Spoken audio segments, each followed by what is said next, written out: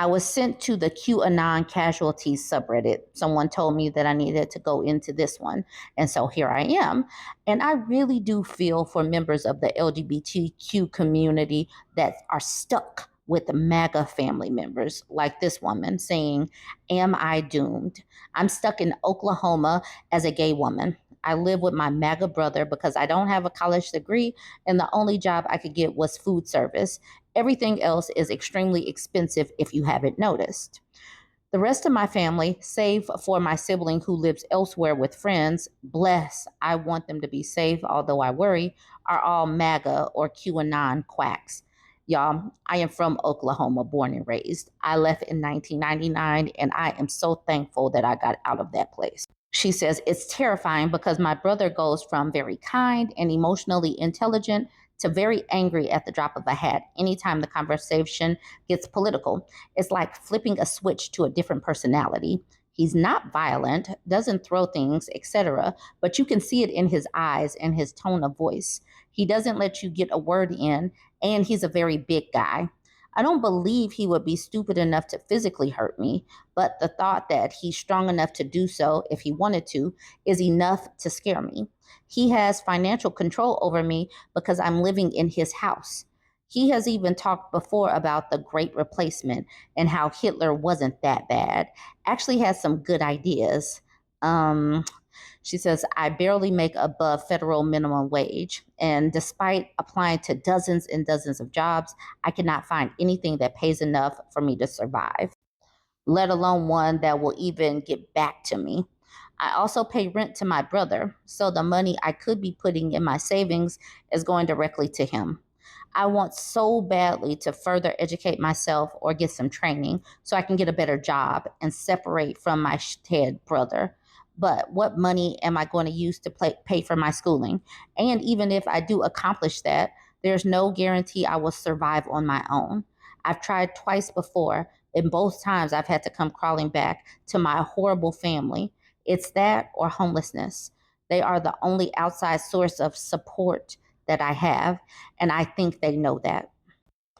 I feel for women like this. I feel for people like this that are stuck. And that is the reason why education is so important, because it opens doors. It's there for opportunities. When I was in college, when I was in high school, I was applying to college. I knew early on that I had to get out of Oklahoma. And I saw college as that way to get out of Oklahoma. And I left for college in 1999 and haven't imagined going back home. And I'm so glad that I didn't, because it's even worse now as a red state. It's even more strict and more conservative now. So that I don't know what to do with this woman in particular, because she's now a grown woman and maybe she thinks that that time is behind her. But for you all that might have daughters, you all that still might be in your early 20s or whatnot, education is key, because that is something that they cannot take away from us. And it does offer the flexibility to be able to move, because when you don't have that degree behind you, even when men try to downgrade or degrade your accomplishments, you still have more doors open than if you were to just have your high school diploma. The people in the comments were being supportive. Electron Guru says, post on places like 2X Preppers and the subreddit just called Women for direct support. Then try to move anywhere with access to community colleges. They are heavily subsidized, offer evening classes, have no admission requirements, and have transfer arrangements with universities in the same state. The OP says, thank you for the recommendation. I will look into it immediately. Cougamer says, closest blue state for you is going to be Illinois. And as a resident, please come. Try to find something near Chicago, but not in it. We have plenty of work here and are friendly. This person honed in on the closest blue state for you is going to be Illinois, saying, I love it when they make maps of blue states and leave out Colorado again and again. We actually share a border with Oklahoma, as does New Mexico, that also went blue. Crypto Clearance says, yes, and Albuquerque is a very affordable city. And this person says New Mexico is extremely affordable in most places. Check out the rents in Albuquerque and the surrounding areas. The East Mountains in particular have some extremely rural towns, but still being within a 20 to 30-minute drive into Albuquerque, you would likely have to get a car. So these people are just being supportive in the comments and giving suggestions. But I'm going to move on to this post. This is a man saying, is anyone else's MAGA or Trumpers trying to bait them into a conversation / argument? This person says, I'm not going to go into much detail, but it's the same story told over and over here before. Me, a 31-year-old gay son, and my MAGA parents, and essentially my entire family voted for Trump 3 times. I'm happily married to my husband, and we're attempting to have a family soon, IVF and surrogacy, and are terrified with what this election will bring. My parents love us and have supported us emotionally, not so much financially, throughout our marriage and before 2016, and I generally considered them good people. After last Tuesday, my mother kept trying to text me and call me. At first, she claimed it was how are you guys doing? Check in type of thing, which made me think perhaps she didn't vote for Trump. But lo and behold, I checked her Instagram and Facebook. It's littered with Trump and MAGA BS. So her olive branch was essentially her boasting. She used more emojis than usual and trying to almost bait me into an argument. It was basically like a, how are you guys holding up kiss emoji. I kept blowing her off and giving her one word responses like I'm fine, etc. to not fuel her, but the effing audacity.